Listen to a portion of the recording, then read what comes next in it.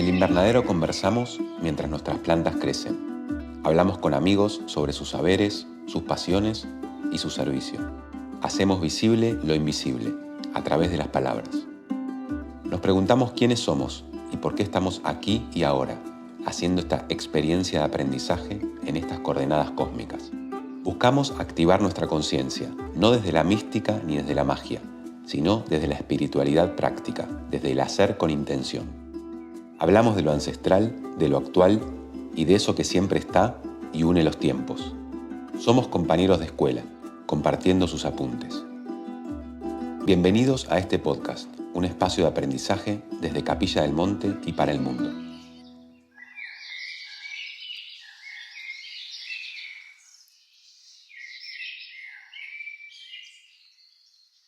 El invitado de hoy es un invitado que conocimos en su camino hacia el que va a ser, en principio, nunca se sabe, su destino final, Cusco. En su viaje de peregrinación hizo una parada técnica, tal vez, en Capilla del Monte de algunos días. Y bueno, eso se fue transformando en semanas, meses, y aquí lo tenemos con nosotros, gracias a Dios. Diego Iorio es lo que en las culturas originarias se llama un chasqui, ¿correcto? Ahora él nos va a contar un poco de qué se trata. Así que bienvenido, hermano Diego, a este proyecto, a este podcast. Bueno, gracias ahí por recibirme. Imainaya Kayankichis, Yau Yau. Contento de estar acá, de seguir recibiendo este magnetismo de este gran Apu Uritor Comanta. Y bueno, como lo decías, ¿no? O sea, este territorio me atrapó. Y también potencializó, ¿no? Lo que venimos compartiendo junto también con mi compañera Julieta Nieto y con el proyecto que venimos llevando, que se llama Nación del Quinto Sol, Guardianes y Comunicadores de la Madre Tierra.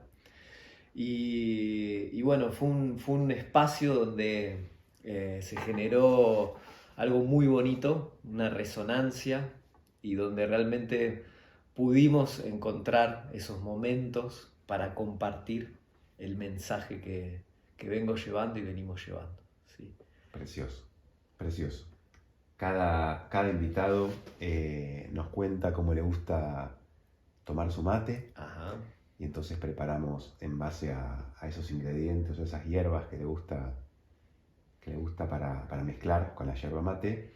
Y en este caso Diego me dijo que hace tiempo que no lo tomaba, pero que le gustaba mucho tomarlo de una forma que yo nunca lo probé, así que hoy lo vamos a probar, que es con coco y miel, ¿es así? Así Vamos es. a preparar, yo no sé las proporciones, así que ayúdame vos, porque para que no haga lío, aquí tenemos esta yerba orgánica, muy rica, tucanguá. Bueno, ahora en estos tiempos estoy tomando mate solito, purito nomás, pero fue bonita tu propuesta porque me hizo acordar de mis tiempos en Ingeniero Maswich, donde yo tenía mi huerta y le ponía también cedroncito, pero le hacía una alquimia ahí bonita, ya parecía un postre más que un mate. Claro, o sea, no sé cuánto, Pero vos me decís cuándo paro con esto y cuánto coco se le pone. dale lindo al mate, y coquito le podemos poner 2 cucharitas y después un poco de miel. Este ritual a veces tan hermoso de preparar el mate, uno lo pasa de largo así, lo hace de forma casi inconsciente todos los días, pero acá la posibilidad del monte, de las hierbas que tenemos, nos vuelve a conectar con este ritual. Y es muy lindo como cada invitado tiene su forma y vamos probando cosas nuevas. Ahí están 2. Y es bonito trayendo esto del mate. Hace unos meses hicimos una ceremonia de mate con una abuela guaraní. Ah, mirá. Claro, porque el mate en realidad también es una planta medicinal y sagrada, y más en el norte. Contame eso porque Me interesa. Entonces, esto es una tecnología ancestral, ¿no? El mate, que por suerte dentro de lo que nuestra sociedad argentina un poco se desconectó de la parte ancestral, el mate es el que pudo sostener esa vincularidad, ¿sí? Esa vincularidad del compartir, del aini, del círculo, del silencio, ¿sí? Porque en realidad nos cuentan que la tradición de mate, dentro de la cosmovisión guaraní, el cebador o la cebadora es una abuela que prepara ese mate con, esa, con ese silencio, con ese respeto y con yerba que ella va, que cosecha de su propio cultivo, ¿no? Y se hace una ceremonia de silencio que se va compartiendo, ¿no? Y la abuela va compartiendo historias, anécdotas, ¿no? Y eso nos lleva a las casas de pensamiento, a los mambiaderos, que los mambiaderos vienen dentro de la cosmovisión de Colombia, ¿no? Que son esos círculos de palabra, mascando coca. Entonces un poco el mate trae esa tecnología del círculo, de la palabra, de la escucha, ¿no? Así que bienvenido a ese mate para que pueda ayudarnos a tejer palabra bonita.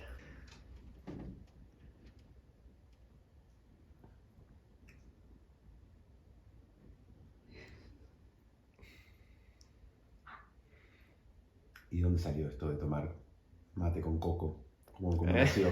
¿Cómo nació? Y en sí vino desde cuando vivía en Maswich, ahí las afueras de Buenos Aires, unos 40 kilómetros de Buenos Aires, donde anclé el primer como centro de compartir todo esto, lo que estamos hablando de las cosmovisiones ancestrales, y empezó a venir gente, hermanos, hermanas, que estaban ahí también muy relacionados con la tierra, con los cultivos. Y así va cayendo también cada personaje con su forma de tomar mate. Y en un momento cayó una hermana que veía el mate y parecía una maceta llena de decoraciones, ¿viste? Salían hierbitas y tenía el detalle del coco. Parecía un mate nevado. Claro. Y realmente lo probé y me pareció alucinante, ¿no? El sabor. Y muy nutritivo también. Delicioso. Ah, lo vas a probar, ¿eh? Muy bueno, muy bueno. Contame, vos viviste una gran transformación se puede decir, de quién eras y quién sos, si querés, un poco desde este aprendizaje que estás experimentando en estos años, pero obviamente hubo un momento de quiebre, porque vos venís de la vida, de esa vida de Buenos Aires, de esa vida de creativo, diseñador, bueno, y de repente te transformás en esto, en este chasqui, que no es un nombre que se pone uno, sino que le ponen otros, que le ponen quienes tienen la autoridad, me imagino, para nombrar. No es algo que uno dice yo ahora soy tal cosa, ¿no? Sino que te transformaste en eso. Pero contame esa transformación, o sea, de dónde venís, cómo fue esa revelación y quién estás siendo ahora. Bueno, son momentos bien hermosos como esa crisálida de la mariposa, ¿no? Que va transformándose y realmente cuando caminaste ese proceso de transformación realmente podés nombrarte, ¿no? Que ese nombre ya viene con un peso de caminarlo, ¿no? Y también con un reconocimiento. Entonces desde un principio, ¿sí? Como bien decías, la urbe como que me tocó en el sentido de la pluriculturalidad que me encanta, ¿no? Y más en una ciudad de Buenos Aires. Yo siendo un artista visual, en sus momentos hacía esculturas, hacía escenografía, estudié diseño gráfico en la Universidad de Buenos Aires, después empecé a hacer graphic motion, animaciones en video, pero siempre había una inquietud, una búsqueda profunda que no quedaba satisfecha, ¿sí? Como ser el artista que está todo el tiempo haciendo obras y buscando, y está buscando una profundidad de su propio ser, ¿no? Buscando esa llama primigenia de uno para encontrar también su toque, ¿sí? Su color de creación. Claro. Y bueno, me tocó como experimentar varios abanicos dentro de esa búsqueda visual, artística, hasta que me fui encontrando con aspectos de la espiritualidad, ¿sí? A través del yoga, a través de la meditación.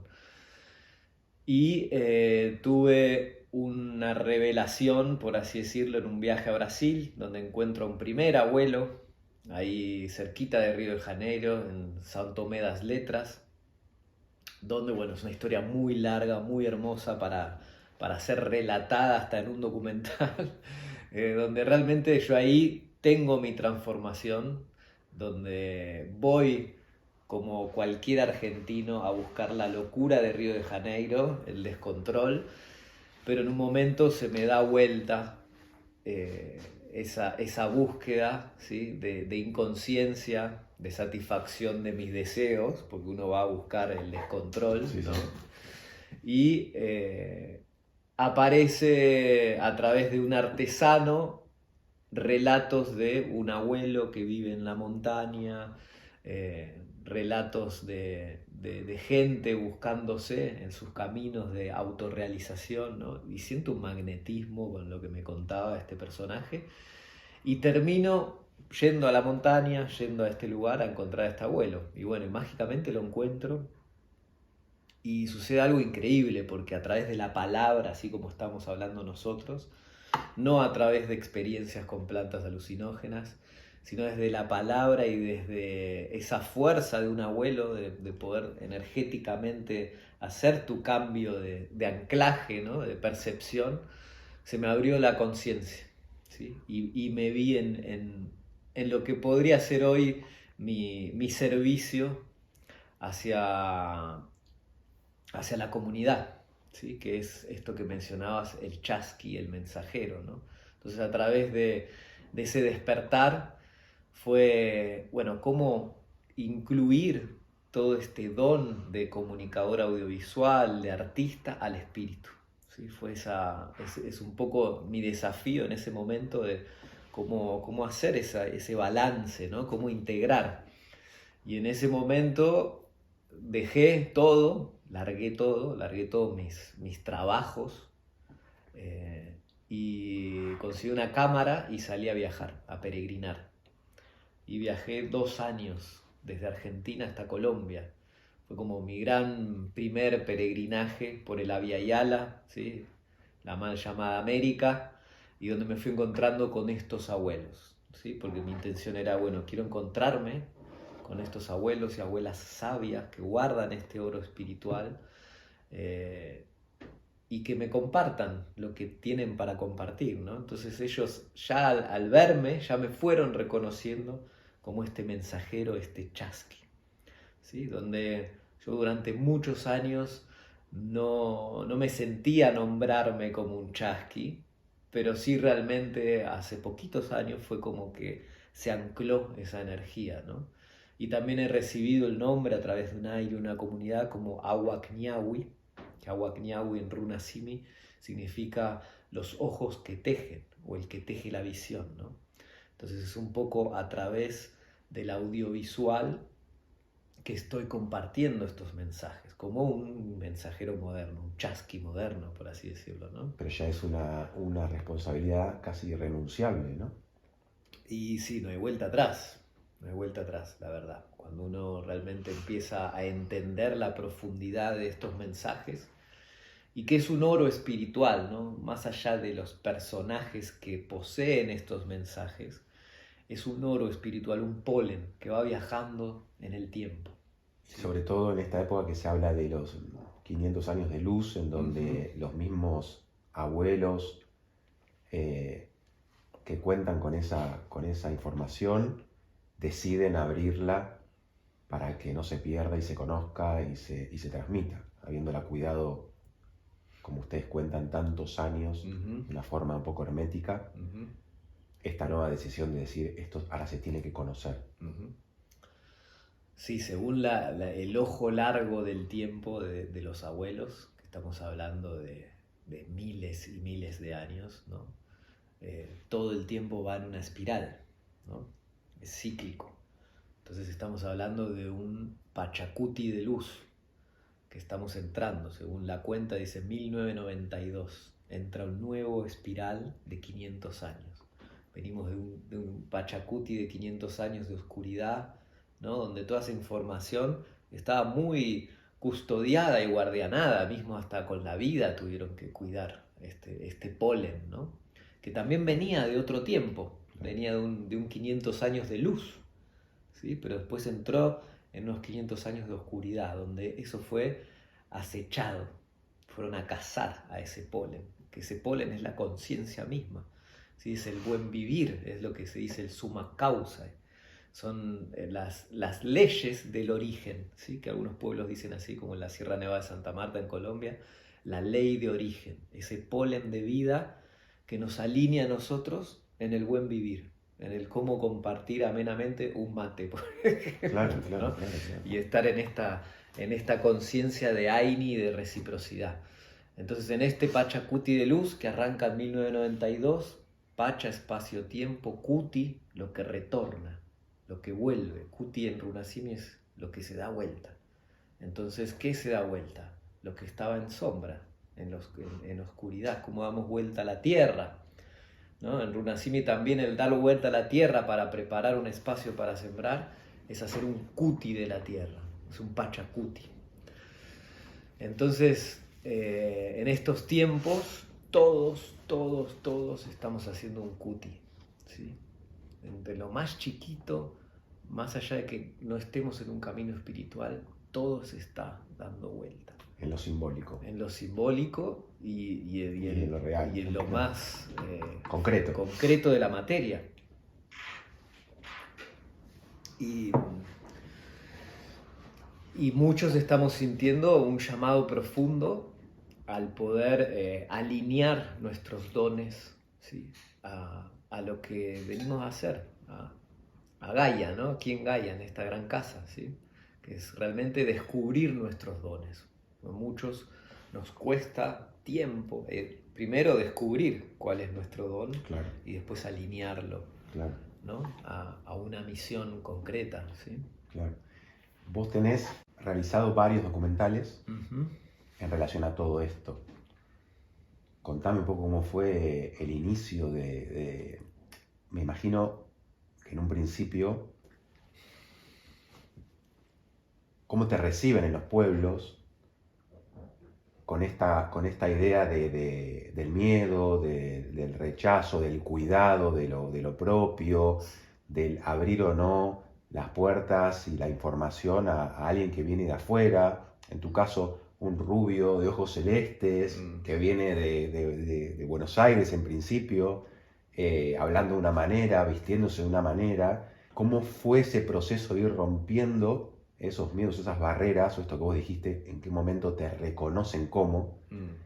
¿Cómo se van dando esos permisos y cómo se va generando esa confianza? Bueno, primero ahí como te contaba antes, ¿no? Primero desde esa profundidad del buscador, del caminante, ¿no? El que sale a ver, a inspeccionar, ¿sí?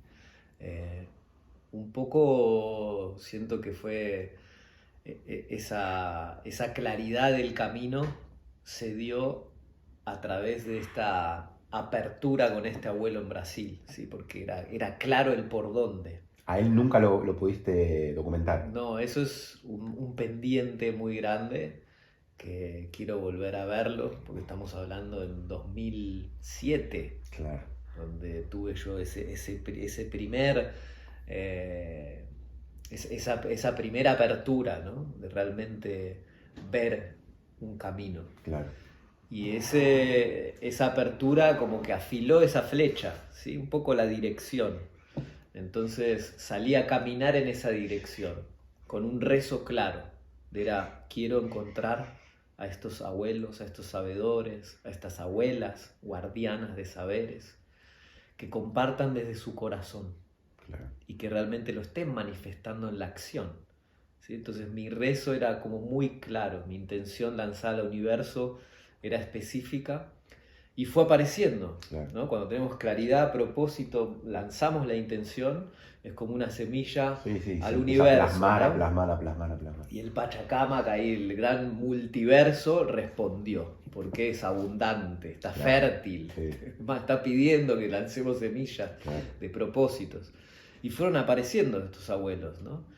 Y ellos me veían y veían con claridad lo que yo estaba buscando, porque también lo había manifestado en un flyer como diseñador gráfico, como junté escritos Claro. que yo tenía y puse en síntesis como el néctar de qué estaba buscando en mi caminar, en mi peregrinaje. Entonces ellos veían y lo había denominado ya Pachacuti el viaje. Claro. O sea, un abuelo viendo a un joven caminando con su proyecto que se llama Pachacuti el viaje era como, este entendió todo, ¿no? Claro. Pero a su vez no. Claro. O sea, pero sí es esa... La intención. Esa intención estaba súper pura, era como prístina, ¿no? Esa intención. Y solo faltaba acompañar, dar detalles, ¿sí? Y entrar en lo que se llama ayunos, en lo que se llama renuncias espirituales, ¿sí? Donde uno se va forjando, esa espada, por así decirlo, ¿no? Y la confianza se fue generando a través del compartir, porque todos sabemos que a un abuelo o una abuela no podemos clavarle una cámara y decir, bueno, contanos, Claro, claro. estoy apurado, ¿no? Que tengo que ir a filmar otra cosa, no.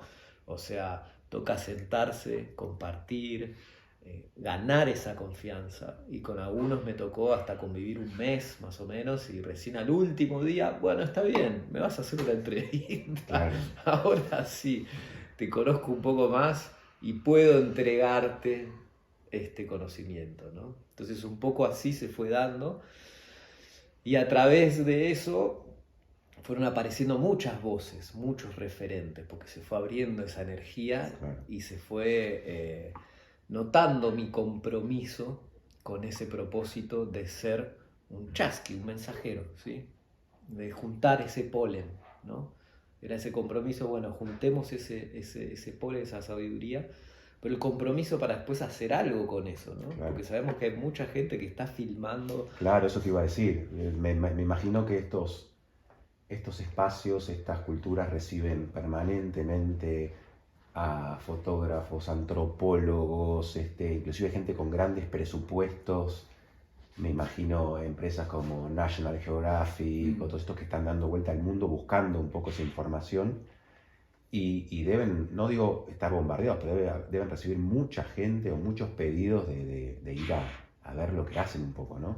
Y hablando de los que tienen buenas intenciones, me imagino también los que están buscando territorio, claro, riqueza, mineral, metales, plantas. Entonces, entiendo esa dinámica, debe ser compleja. Y vos, bueno, fuiste superando, digamos, esas barreras y ahora ya te sentís parte de ese ecosistema, digamos, en donde ya sabes que te reciben, que te respetan, donde ya lo pudiste plasmar y ya lo vimos. Ese fue el primero, ¿verdad? Pachacuti. Pero después llegaste a irte con 40 vuelos americanos a la India. Contame un poco eso, o hay algo en el medio antes de eso. Y hubo otro documental, o sea, después de Pachacuti el viaje, hicimos con unos hermanos Yo soy el cambio que quiero ver, que era como planteada una serie de buscar agentes de cambio que estén plasmando la espiritualidad en acciones concretas. Entonces encontramos un hermano que estaba con un proyecto llamado Árbol del Sur, llevando la espiritualidad también a las cárceles. Estuvimos en una prisión de máxima seguridad en San Martín, haciendo un inti raymi adentro del penal, compartiendo círculo de tabaco, de hojitas de coca, llevando a un muralista brasilero a hacer un mural de un cóndor adentro del pabellón, compartiendo mi documental Pachacuti el viaje ahí en la cocina del calabozo con los internos, ¿no? Entonces, en este documental buscábamos eso, ¿no? Cómo hay personas que realmente están anclando esa espiritualidad en acciones sociales y cómo es necesario que llevemos eso a esos espacios, ¿no?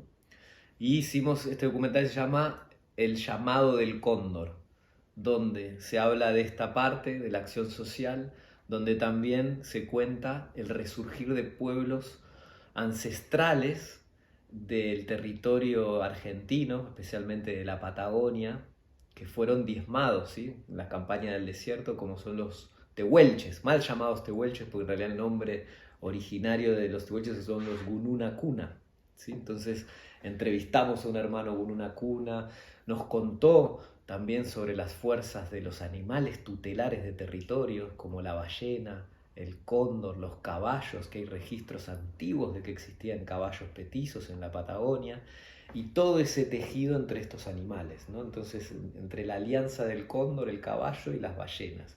Entonces, contamos en ese documental todas estas historias antiguas que vuelven a surgir en este tiempo de Pachacuti, como te lo estaba comentando antes, ¿no? Y así también me voy encontrando, ¿no?, en este trabajo, en esta labor de peregrino, de buscador, con grandes rezos y ceremonias que están sucediendo en el planeta Tierra, como son las kivas. Que las kivas es un útero en la madre Tierra, es un pozo de 2 metros de profundidad por 6 de diámetro, donde bajan muchos abuelos y abuelas a rezar y a cantar y a danzar en sus tecnologías ancestrales. ¿Eso es originario de dónde, la kiva? La kiva viene de Norteamérica, de la parte Lakota, pero después hay registros que las kivas se hacían en todos los territorios ancestrales. Hay kivas muy antiguas de piedra en Europa, y se fue descubriendo esto, ¿no? Porque estamos en un tiempo donde Secuti va mostrando tecnologías ancestrales que necesitan volver a renacer en estos tiempos. Entonces estas kivas, ¿qué hacen? Convocan a todo el ancestral de todos los territorios a rezar en la unión de la diversidad, con un propósito. Y fuimos a la India con estas kivas, ¿no? Entonces se convocó a 40 abuelos y abuelas americanas de la Via Yala para ir hacia la India. ¿Con qué propósito? Con la sanación de los ríos sagrados del planeta Tierra, ¿sí? Entonces cada abuelo y abuela llevaba un código de agua, ¿sí? Llevaba agüita en un frasco de su río. Entonces, por ejemplo, acá acompañamos al Taitaulpu de la nación quechua, Runasimi, que él estaba asentado en Buenos Aires. Entonces llevamos aguas del río de la Plata, aguas de diferentes ríos, para rezarse en la India, donde enfrente del Kumbh Mela, que es la peregrinación multitudinaria más grande del planeta Tierra, en el Triveni, que es la unión del Ganges, de los tres ríos, del Sarasvati y el Yamuna. Y el subterráneo. Claro. Y ahí se van a bañar muchos devotos de muchas religiones, porque dicen que limpia el karma, ¿no? Pero en realidad es ahí como una emanación de un prana, de una energía, un vórtice energético de todo Oriente, ¿sí? Y enfrente de ese vórtice se sembró una kiva americana. ¿Por qué? Porque estamos en grandes tiempos de alianzas. Entonces América y Oriente se enlazaba energéticamente. ¿Con qué? Con el rezo del agua. El agua unificando, levantando rezos y cantos por la sanación de todos los ríos sagrados del planeta Tierra. ¿Con qué? Con el espíritu del Ganges ahí presente, ¿no? Entonces una potencia, algo realmente épico, ¿no? Porque si hablamos es un guión alucinante de una película, ¿no? Y bueno, un poco fui autorizado con otros hermanos también de filmar eso. Entonces de ahí saqué un documental que se llama El vuelo del cóndor blanco oriente, que es parte del testimonio del Taitaulpu llegando a la India, ¿no? Y ahorita estoy empezando a editar el segundo documental de ese viaje, ¿sí? Ya con todas las voces de todos los abuelos que estuvieron en la India. Porque lo quiero presentar en la India ahora en febrero 2025, que se vuelve a levantar ese ceremonial en India y en otros 4 continentes: África, Australia, Europa y América. Impresionante. Esto del agua también se relaciona con el evento de Bioregiones, en el que estuvimos el otro día, Ajá. que nace de una manera bastante interesante, pero contámelo vos. Sí, siento que todo en este tiempo se está resignificando. Y hay un gran llamado a reunirnos, a repensarnos, ¿sí? Y a levantar un viejo nuevo tiempo, ¿sí? Alineado a esos principios de vida que es la ley de origen, que es el summa causa, ¿sí? Como tu intención de filmar esto, ¿no? De recoger voces. Estamos todos tratando de alinearnos y visionar un nuevo mundo, ¿sí? Donde necesitamos alinear nuevas plataformas educativas que vienen de saberes ancestrales. Entonces, esto del pulso de bioregiones que compartimos contigo el jueves 8, ¿sí? 8 de agosto, viene también de un repensarnos distinto, ¿no? Entonces, en un encuentro que hubo en marzo, en Palenque, en Chiapas, donde fui invitado a un círculo de abuelos, unificando abuelos del norte, ¿sí? De la nación del águila, del centro la nación del quetzal, del sur nación del cóndor, ¿sí? En esa gran unificación, empezamos a reunir dones, talentos, visiones, intereses de muchas personas, ¿no? Entonces surgió un hermano de Canadá con unos mapas bioregionales, ¿no? Y era repensar los territorios no desde los límites sociopolíticos, sino desde las cuencas de los ríos, desde la biodiversidad. Y si nosotros vemos estos mapas, vemos que son como neuronas interconectadas, ¿no? ¿Sí? Como ese micelio de los hongos. Claro, claro. ¿Sí? Está todo interconectado. Sí, las arterias y las venas de un territorio que en realidad no es un territorio dividido por límites, como decís vos, políticos, sino que en realidad es un cuerpo. Que tiene su cabeza, que tiene su garganta, ¿no? Que tiene su corazón, y que fue partida en lo que hoy se llama países o territorios políticos. Y al separarlo, se rompió esa comunicación del propio cuerpo.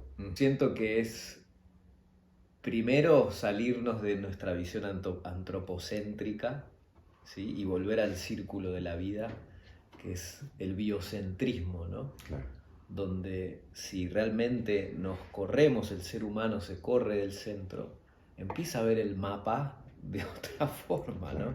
Entonces ya mi límite no es solamente con la necesidad del humano o de la civilización, sino es considerando toda una bioregión, ¿sí? Yo no puedo cortar al río por la mitad, ¿no?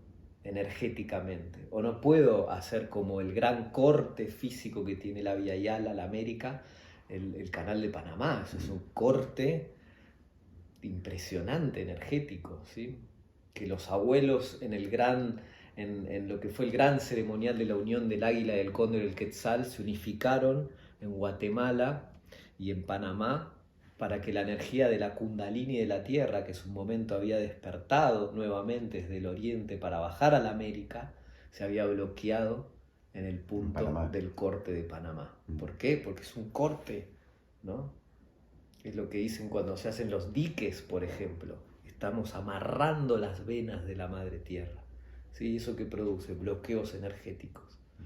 Entonces en esta visión de ser más biocéntricos, ampliamos la mirada, ¿no? Y es el gran consejo de los abuelos, que a veces parece muy simple, sencillo, pero no estamos separados, ¿no? Estamos unificados, estamos contemplando. Y en ese contemplar entendemos que somos un gran cuerpo, ¿no? Entonces hay muchos visionarios ancestrales que a través de sus tecnologías de consulta, por ejemplo los mamos de la Sierra Nevada, que con unas tutumas, la tutuma es como una especie de coco cortadito, ¿no? Que es un cuenco con agua y cristales, ellos leen las burbujas y en ayunos de hoja de coca van conectando con los territorios y van viendo estas conexiones que tienen los territorios, ¿no? Y cómo están interconectados. Y entonces, si un órgano, por ejemplo, empieza a fallar, empieza a afectar al otro, ¿no? Entonces hay una interconexión. Y ellos dicen que también existen oficinas, ¿no? Entonces, por ejemplo, este territorio, Capilla del Monte, está lleno de oficinas, a donde nosotros tenemos que ir a pagar nuestro agradecimiento por el alimento, por el agua, por el aire, ¿sí? ¿Por qué pagar? Se dice en este término, Claro. para que se entienda, ¿no? Pero pagar es ese aini, esa reciprocidad, ese agradecimiento. Una ofrenda. Porque todo el tiempo tiene que haber ese ida y vuelta. Porque es una ley universal. Aunque nosotros no paguemos, se va a estar pagando energéticamente de otra forma. Que te va a tocar en tu cotidiano. Se nos va a cobrar de alguna manera. Se va a cobrar de alguna manera. Es como las grandes leyes del Kybalión, ¿no? Claro. Como es arriba, es abajo. Sí. Todo cobra, ¿no? Para decirlo en seco, pero en realidad todo tiene un naini, todo tiene una reciprocidad. Entonces, este encuentro de bioregiones, un punto fue empezar a mirarnos como ese gran cuerpo. Primero, quiénes estamos accionando con esa mirada más amplia y cómo nos podemos interconectar, ¿no? Para que seamos engranajes que funcionemos. Claro. En esta nueva maquinaria amable con la vida, ¿no? Y empezar a ser cuidadores de vida y no destructores de la vida.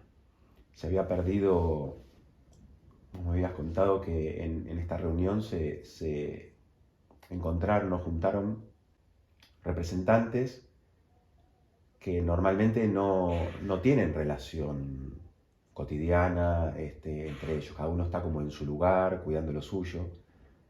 Pero hubo como una especie de apuesta de confianza, que creo que tiene que ver con eso también, ¿no? Hoy, esta cosa de volver a tejer, tiene que basarse en la confianza que se perdió mucho durante muchos años, ¿no? Sí. Sí, y que todavía algunos no quieren abrirse, ¿no? a compartir y entregar. Y con razón. Claro. ¿Sí? Porque estamos hablando de heridas, es la gran herida de la América o de los pueblos ancestrales, ¿no? Está abierta, ¿no? Las venas abiertas de América Latina, ¿no? Estamos en ese proceso de cicatrización, ¿sí? Y los abuelos, como decía antes, en ese ojo largo del tiempo, habían visto lo que iba a suceder en estos tiempos, que iba a haber un tiempo de alianzas, no sabían cómo. ¿Sí? Vino de unos 500 años de oscuridad por un gran impacto de culturas, muy fuerte, muy fuerte. Pero ¿qué generó eso? Tiempos de alianzas, tiempos en, como decías vos antes, un rubio de ojos celeste, barba, llegue al ande a decir, abuelo, vengo a filmar su palabra, Claro. y no a robársela, ¿no? Y no a robar su oro. Entonces, ¿qué sucede? El abuelo ve y ¿qué pasa con la memoria, no? Te ve y dice, no, acá vino un estafador, Claro. ¿no? Entonces primero tengo que ponerlo a prueba, hasta que pongo a prueba y entiendo, y si realmente estoy haciendo la consulta de estos tiempos, puedo entender que hay un cambio, ¿no? Los mamos, vuelvo a traer los mamos porque son grandes lectores de lo que sucede a nivel multidimensional. Ellos dicen, Pachamama ahora está vibrando en su femenino. ¿Qué pasa cuando vibra en su femenino? Todo el tiempo está cambiando. Todo el tiempo. Entonces, hoy mi ofrenda puede funcionar, pero mañana capaz que tiene que ser distinta. ¿Sí? Entonces tengo que hacer esa lectura y escuchar el consejo. ¿Qué sucede ahora? ¿Estaría bien que ponga el cuarcito de esta manera o que ponga el somo de esta manera? ¿O tiene que ser distinto? Entonces hay un gran llamado a escuchar. Y en este escuchar, a soltar, a tratar de soltar esos conceptos viejos, ¿sí? De que el otro viene a robarme, a saquearme, ¿sí? Obviamente que en un proceso de confianza, ¿no? Claro. Pero a mí me fue difícil también caminar la América, la Via Yala, con estos rasgos y hacer un enlace de amistad con abuelos, ¿no? ¿Tuviste rechazos también? Muchos rechazos, Claro. O sea, y lo sigo teniendo, Claro. porque todavía está abierta esa herida. Claro. Entonces, si nosotros empezamos a entender los tiempos grandes, ¿no? Y no nos cerramos en esa individualidad donde, uy, me está rechazando y mi ego impacta y no, pero ¿cómo me vas a tratar así? Pero si yo vengo re buena onda. No, hay que entender que también hay una herida que está abierta y hay que caminar con cautela, ¿sí? Con cautela y con sabiduría y también con humildad, si se puede, ¿no? Porque no somos expertos en humildad, pero estamos tratando de caminar, ¿no? Para ser coherentes y ser cuidadosos, ¿no? Entonces traigo al menos un poco mi cuidado, es también si yo registro la palabra, tener ese compromiso de poder devolverla. ¿Y cómo la devuelvo? A través de los documentales, a través de estos encuentros, como el encuentro de bioregiones, como muchas formas de poder entregar este conocimiento. Porque no es un conocimiento que se tiene que guardar, sino que es tiempo de que estos canastos de conocimiento se entregan, ¿sí? Así dicen los abuelos, los canastos se han abierto en estos tiempos y se tiene que entregar este conocimiento, pero con estrategia también, ¿no? Entonces nos toca a nosotros, los comunicadores, a pensar bien esas estrategias para poder llegar a los corazones y que realmente amanezcan en acciones, ¿sí? Porque ese es el compromiso profundo, que todo esto amanezca en acciones. Claro, la espiritualidad práctica, no solo en lo místico y lo mágico, sino en las acciones concretas, ¿no? Que a veces es tan difícil de entender ese concepto de que en realidad la espiritualidad no es algo que es invisible y no se toca, sino que es algo que hay que llevar a la práctica real en el día a día, ¿no? En lo pequeño primero y después más en lo comunitario. Creo que ese es el gran desafío. Pero tu camino en realidad es hacia Cusco. Eso sigue así, digamos, el norte sigue ahí. Y está pulsando, se llama. O sea, me encanta Cusco, me encanta el Ande. Y bueno, hay familia ahí bonita, familia espiritual. Pero Cusco yo a veces digo es estas puertas circulares que vos vas hacia Cusco y de repente te Claro. tira para otro lado. Claro. ¿No? Pero bueno, siento el magnetismo con estas ciudades o estos puntos energéticos fuertes, como Capilla del Monte, ¿no? Estos vórtices. Capilla del Monte, Cusco, Tepoztlán, digo, hay varios de estos vórtices en el planeta Tierra que nos están convocando, ¿no? Y sí tenemos ganas ahí con mi compa de ir hacia el Cusco, de volver a esas tierras. Hace poquito estuve, en febrero, entonces ahí siento ese llamado, ¿no? El próximo evento, para decirlo de alguna forma, es en Jujuy. El próximo evento estamos ahí apoyando un círculo de abuelos y abuelas sabias del planeta Tierra que se va a estar llevando en Argentina, Jujuy, La Quiaca, en septiembre, ¿sí? Del 18 al 23.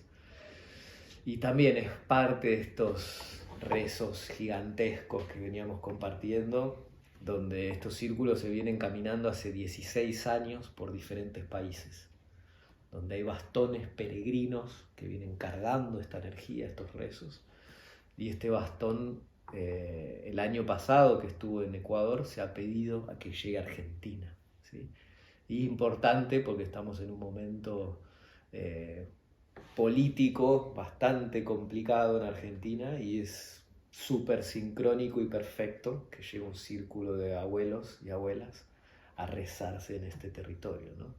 Y esto va a ser ahí en La Quiaca, en un lugar muy sagrado que se llama Laguna Colorada, donde se han encontrado pictografías antiguas que datan de 5.000 años. Y bueno, entonces ahí vamos a estar yendo como la acción que sigue, ¿sí? Hablaste de bastones, ¿qué es esto?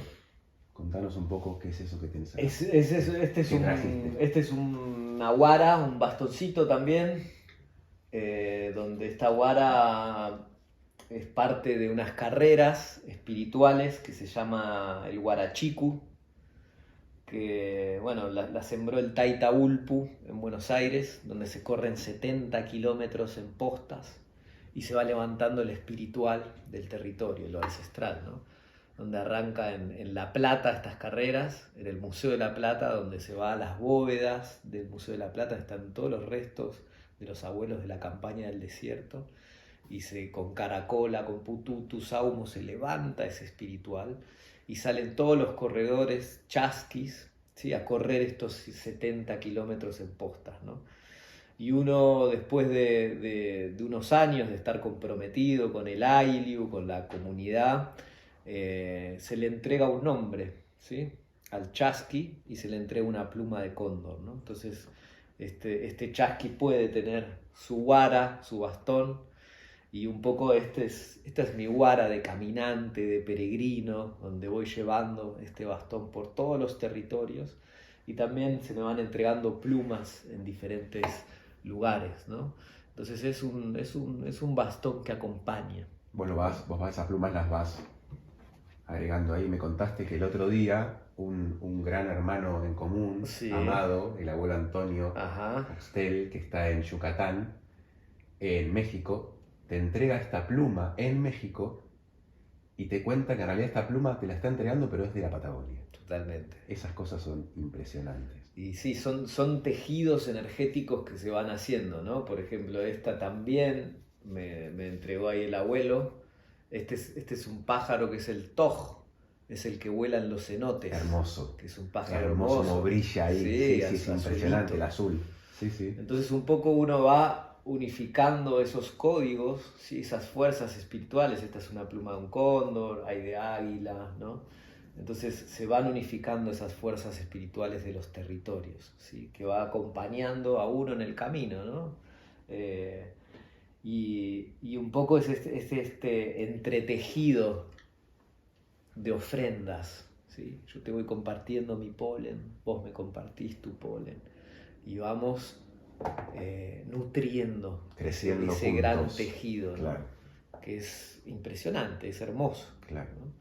Entonces es un poco volviendo a esto de las bioregiones, romper las fronteras y empezar al intercambio, ¿sí? El intercambio de conocimiento, el intercambio de medicinas, el intercambio de pensamiento, ¿sí? Y así vamos haciendo esa gran unificación que se llama la unificación del águila y el cóndor, ¿no? Vamos realmente levantando y caminando las profecías.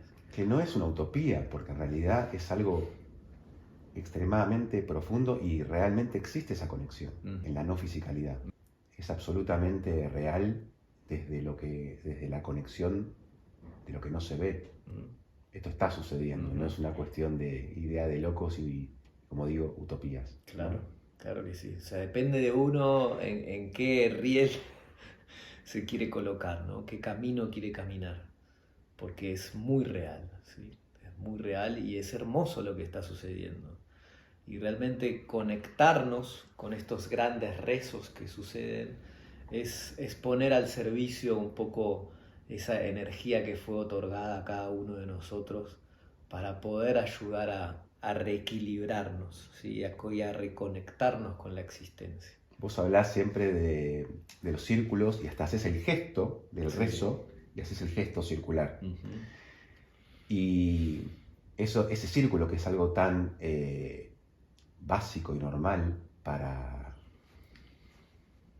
muchos de estos pueblos que conservan esa ancestralidad, se rompió y se transformó en filas, ¿no? Uno va a la escuela y está sentado en filas y al de adelante le ve la espalda y lo único que ve hacia adelante es al maestro. Y cuando uno empieza a compartir estos círculos de sabiduría y de abuelos, siempre es el círculo, siempre es el círculo, en donde todos nos vemos a todos y en donde todos somos iguales. Algo que parece tan obvio, se perdió. ¿Qué significa el círculo desde el punto de vista ancestral? Sí, un poco es nosotros en esta cultura occidental, por así decirlo, estamos regidos por la pirámide, ¿no? Entonces volver al círculo. Y el volver al círculo es realmente entender que yo soy con otra cosa, ¿sí? ¿sí? Desde las lenguas ancestrales, por ejemplo, no existe la terminología yo tengo algo, ¿no? Yo soy con esta casa, yo soy con vos ahora, ¿no? No es que yo estoy hablando, yo soy con vos, yo soy la palabra con tu palabra. Entonces hay un entendimiento, imagínate, desde la raíz de las lenguas, que es un poco lo que nos forma el pensamiento, de decir yo soy círculo, yo soy integración, yo soy con estas plantas de tomate ahora, ¿no? Yo soy con este mate, con esta mesa, con este espacio. Entonces hay una interrelación. Y es ese gran micelio que también estaba hablando antes, ¿no? Estamos todos interconectados. Pero nos toca llevar esto a una gran profundidad del pensamiento. Por eso los abuelos y las abuelas hablan de descolonizar la mente. Nos toca realmente entrar al círculo. Lo podemos entender, pero realmente necesitamos desprogramar algo, ¿sí? Que también los abuelos dicen, vaciemos las mochilas. Para aprender necesitamos vaciar la mochila. El proceso de vaciar la mochila es arduo, ¿no? Pero es necesario, porque si no, no se puede entender algunos principios de interrelación. Entonces el círculo es eso, ¿sí? Es saber que yo soy con lo otro. Entonces me va a ser, si yo sé que soy con el otro, me va a ser muy difícil tener un pensamiento de extraer algo por solo mi propia necesidad, porque voy a realmente conectar con lo que el otro está necesitando también, ¿no? Pero es un arduo labor, Camino de desprogramación, ¿no? Antes que terminemos, tenemos un pequeño obsequio en agradecimiento. Vamos, Y dice está acá, Aini. Está ahí, mi amor. Dos. Dos, bueno, muy bien. Epa. Muy bien, muy bien. En Aini, exacto, en agradecimiento a tu visita, a tu palabra, a tu compartir. Este es el primero. Esa. Muy bueno, hermoso. El espíritu del cóndor ahí. Así es. A cámara. Sí. ¿Ve? Muy bonito, gracias. Que lo disfrutes, que podamos compartir muchos matecitos. Sí, hermoso. Jayaya. Y ¿Palmate también? esta medicina de Lore, el amargo del monte. Muy bien. Ya en otro capítulo explicamos un poco su Ahí va. composición y todo, Bien. pero bueno, queríamos que también te Hermoso. lleves eso para tenerlo ahí. Ya Bueno, sea como medicina preventiva o tenerla siempre ahí, como dice, biotiquín natural, Perfecto. al rescate de cualquier dolencia. Hermoso. Así que mi hermano, muchísimas gracias por venir y por compartir. Bueno, agradeciendo a este Yanantin, ¿no? A Lore ahí detrás de cámara. Ya la queremos en cámara, ¿eh? Próximos Ya se va a podcasts, animar, ya ¿sí? se va a animar. Y bueno, súper agradecido, ¿sí? Hermoso cuando sentimos el pulso y la autenticidad de brindar nuestros dones al servicio del espíritu. Así que agradeciendo ahí este momento. Hayaya. Gracias.